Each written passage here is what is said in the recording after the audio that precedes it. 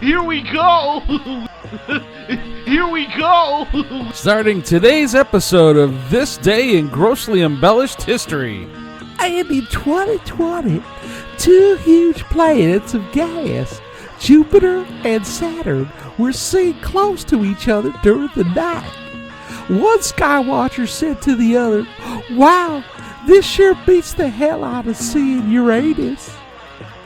And today is the winter solstice, the shortest day of the freaking year, for the northern hemisphere that is, the longest day of the year for the southern hemisphere. Shout out to Riverton and Monkhouse. There's typically a lag between the shortest day and the coldest day of winter where you're like, it's freaking cold as hell out here. I don't know, somewhere about a month and a half or two. A typical sinusoidal function.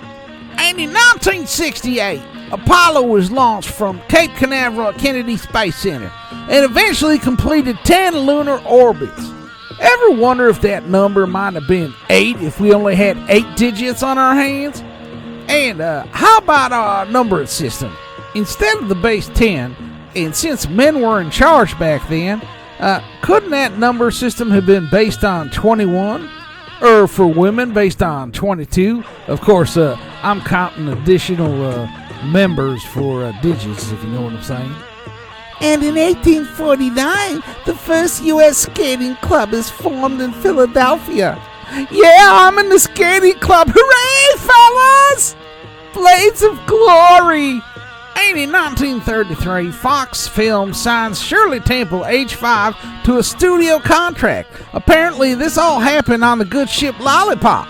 The executives from Fox said, "Would you like some candy, little girl?" And yes, this was long before Roger Ailes.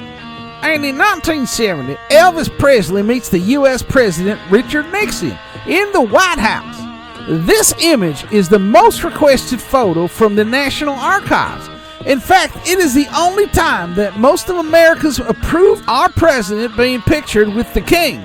And in 2022, Ukraine President Volodymyr Zelensky visits Washington, D.C. He meets with President Joe Biden at the White House.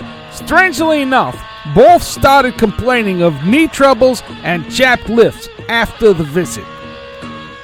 And Justin Trudeau said, "Hey, why don't you guys invite me? You know, I'm Prime Minister of Canada, and well, my knees are in good shape, and my lips aren't chapped, and well, I got certain special gifts. And by the way, I'm also the son of Castro, and well, that means that I'm partly Hispanic, and you know, so give me an invite, please, son of Castro."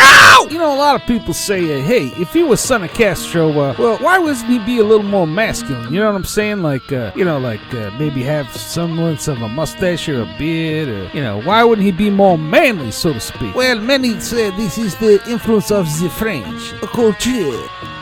And there you have it, folks, as this day in history with gross, disgusting embellishments has been established here on the morning show with Ky and Friends.